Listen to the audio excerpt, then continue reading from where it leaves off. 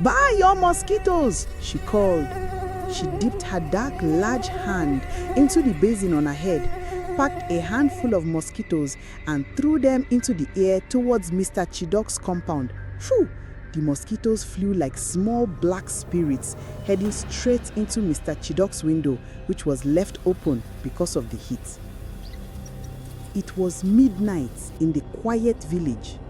The moon was hiding behind clouds, and even the stars seemed afraid to shine that night. Dogs were sleeping. The goats were snoring softly. Everyone was in bed, resting after a long day. But one woman was wide awake. Her name was Mama Obi. She was walking quietly along the narrow bush path, carrying a big blue basin on her head. But inside this basin was not cassava or oranges or bread. Inside this basin was something strange and wicked. It was full of live mosquitoes. Yes, live, hungry mosquitoes. As Mama Obi walked, her slippers made flap-flap sounds on the dusty ground. Her wrapper was tied tightly around her waist, and her head tie was loose, dancing in the breeze. Nobody had ever seen her with her basin of mosquitoes. She was muttering to herself, "Nobody will sleep in this village tonight. Not one soul. Let me see how they will sleep when Mama Obi is still breathing." She dipped her dark, large hand into the basin on her head, packed a handful of mosquitoes, and threw them into the air towards Mr. Chidok's compound. Phew! The mosquitoes flew like small black spirits, heading straight into Mr. Chidok's window, which was left open because of the heat. Inside the room, Mr. Chidok was snoring loudly. Suddenly, his eyes opened as he felt something bite his ear, then his leg, then his back. "Ah! Ah! What is this?" he shouted, jumping up from his bed. He scratched his ear, slapped his arm, scratched his back, and slapped his leg. But the more he slapped, the more mosquitoes kept biting him. His wife, Mrs. Chidok, also woke up, scratching her legs and neck. "What is this again tonight? These mosquitoes want to finish us," she shouted. They switched on the torchlight and saw plenty of mosquitoes flying around like tiny helicopters. They sprayed insecticide instantly, but more mosquitoes kept flying in. Meanwhile, Mama Obi kept walking. She reached Mama Titi's house and did the same thing. Another handful of mosquitoes were thrown into the air, like she was sharing rice at a funeral. "Sleep if you can," she whispered with a wicked grin. All over the village, people were tossing and turning, scratching and slapping themselves. They would flash their torches and see clouds of mosquitoes dancing in the air. "Ewo! This is too much! God, save us!" Some children started crying, scratching their tiny legs and arms. "Mama, the mosquitoes are biting me!" And Mama Obi was happy.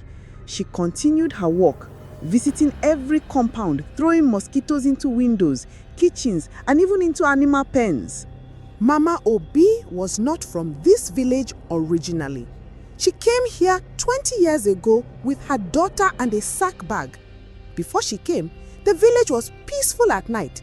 People would sit outside under the moonlight telling stories and singing songs. Children would run around catching fireflies. But after Mama Obi came, the mosquitoes started disturbing the village every night. People could no longer sleep in peace. Nobody knew why. Nobody suspected that it was the strange woman who never smiled, who sold vegetables at the market but never talked to anyone.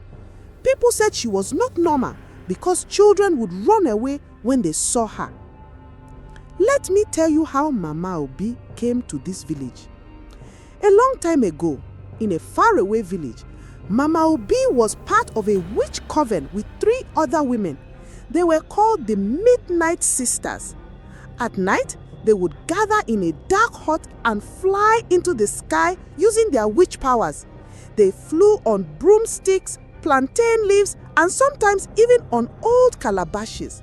They would steal from people's farms, cause people to fall sick, and do wicked assignments for other witches. But one fateful night, something went wrong. The 4 witches were flying back to their homes around 3 a.m. They were tired but happy after a successful wicked assignment.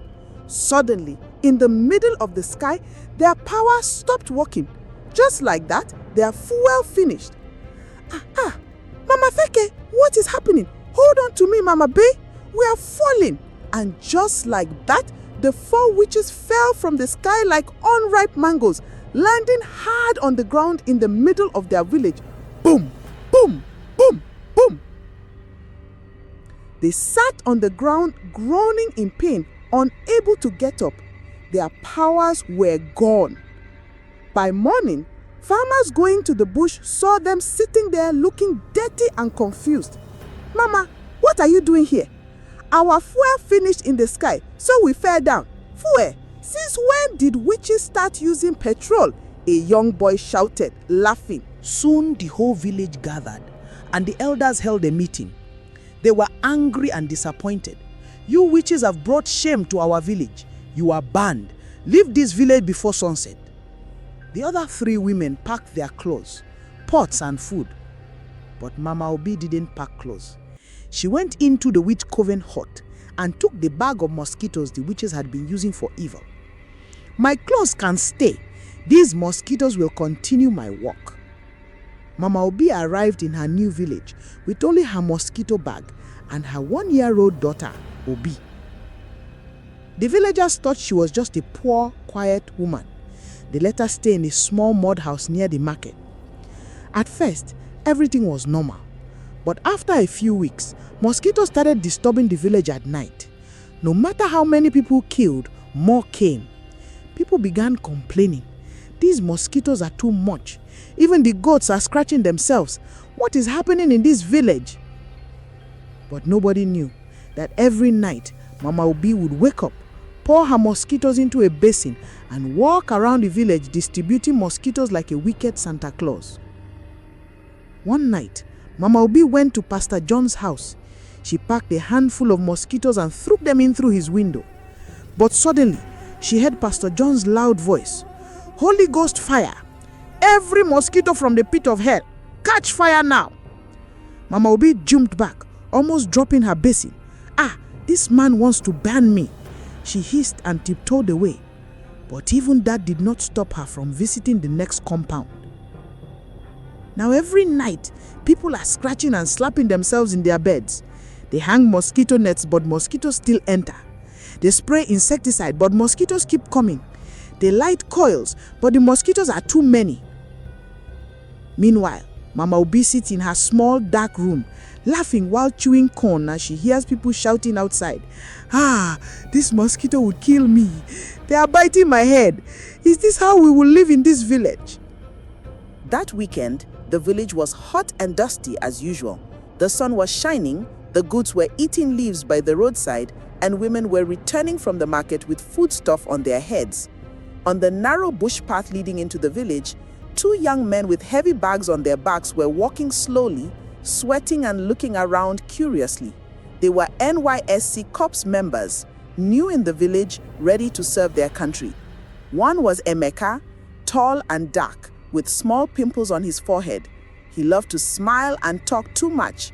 The other was Akpan, shorter, with a round face and always looking serious. As they walked, Akpan complained, Emeka, this village is far. My legs are paining me. Emeka laughed. Don't worry, Akpan. At least it is quiet here. We will rest well. Just then, they saw a young lady walking ahead of them, balancing a black basin on her head, walking fast. It was Obi. Her wrapper was tied tightly, and she held her slippers in one hand while walking barefoot on the dusty road. Emeka looked at her and immediately smiled sheepishly. Akpan, see that fine girl. Akpan looked at him and rolled his eyes. Emeka, don't start. We just entered the village. But Emeka ignored him. They walked faster and greeted Obi. Good afternoon. Obi looked at them with her sharp eyes but did not smile. She just nodded and kept walking fast. Emeka, still smiling, said, Please, we are looking for the NYSC Corps Lodge in this village. Obi stopped, pointed her finger towards the small dusty path on the left and said in a dry voice, Follow that path. You will see it. And before Emeka could ask another question, Obi turned and continued her fast walk, leaving a small cloud of dust behind her. But Emeka was not ready to give up. Ah, wait! Do you have a phone number we can call if we need help? Or maybe we can visit you one day. Emeka shouted, still smiling like a small child asking for sweets. Obi did not even turn her head. She kept walking faster now and soon disappeared behind the trees. Akpan shook his head and laughed. You and women, Emeka. You don't even know this village and you are looking for a woman already. Emeka shrugged. Forget Akpan, nothing will happen. Let me just find something small to enjoy here. Akpan looked at him and warned, Be careful, we don't know this village. They followed the path Obi showed them and soon saw a small house with peeling paint and old windows. It was the corpse lodge. Inside there were 2 old beds, a small table and a chair. The windows had holes and the door made a creak sound when they opened it. Emeka dropped his bag and lay on the bed, stretching his legs. Ah, finally we can rest. Akpan laughed. Rest? You are the one who said we won't rest in this village. They swept the room, arranged their bags, and ate the bread they bought from the market before lying down to sleep. But that night was the night of Mama Obi's mosquito mission. When the moon rose, Mama Obi woke up, took her big basin of mosquitoes, and started her midnight walk around the village. She threw mosquitoes into people's windows and opened doors, laughing softly as she walked. When she reached the corpse lodge, she stopped and looked at it. Ah, new people in the village. Let me welcome you properly, she whispered. She dipped her hand into her basin and packed a big handful of mosquitoes.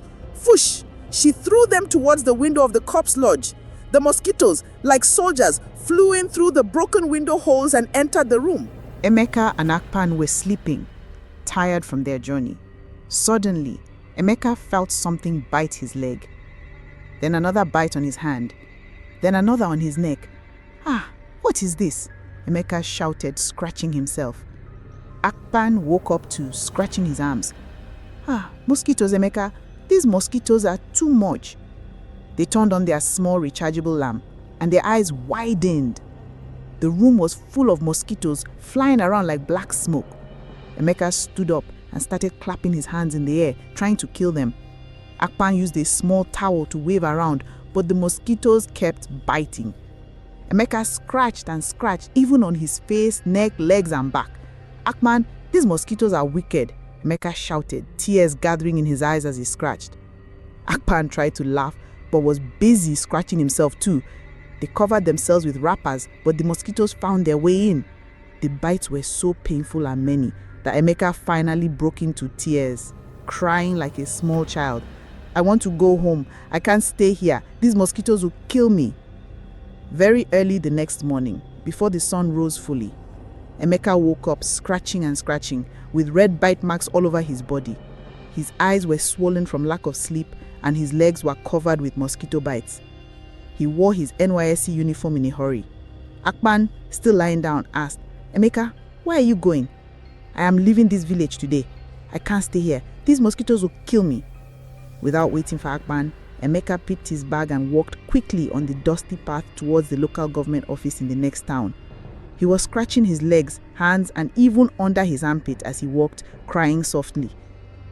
When he reached the local government office, he went straight to the NYSC desk, scratching himself and looking like someone who fought with a beehive. Please, I want to submit a letter of transfer. I want to leave this village now. The NYSC officer looked at him surprised. Young man, what happened to you? Why are you scratching like this? Emeka, almost crying, shouted, The mosquitoes in that village are the size of roosters. There are too many. They will kill me if I stay there. Please, I can't stay there again. The officer tried not to laugh. Calm down. You need to be patient. The transfer process will take a while. When Emeka heard that, he burst into tears right there in the office. No, I want to leave now. Please, I am begging you. The officer shook his head and handed him tissue paper to clean his tears. Emeka, still scratching himself, began to walk back on the dusty path to the village, his NYSC uniform covered in sweat and dust. His shoes were making crack sounds as he dragged them. Children who saw him on the road laughed, pointing at him. Uncle Copper, sorry you. But Emeka could not even greet them. He was scratching his leg and back, muttering to himself, I will not sleep in that room tonight. I will not sleep there again. These mosquitoes will not see me there again.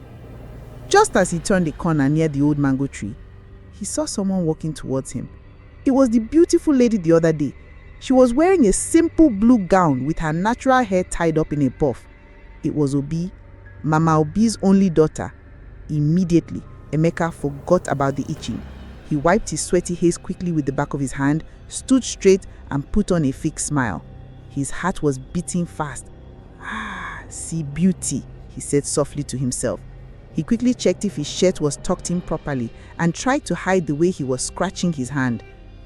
Since Obi was small, Mama Obi never allowed her to play with other children. She never allowed Obi to visit anyone, and the villagers too avoided Obi and her mother because of fear. People would see Obi passing and whisper, "That's Mama Obi's daughter, don't go near her."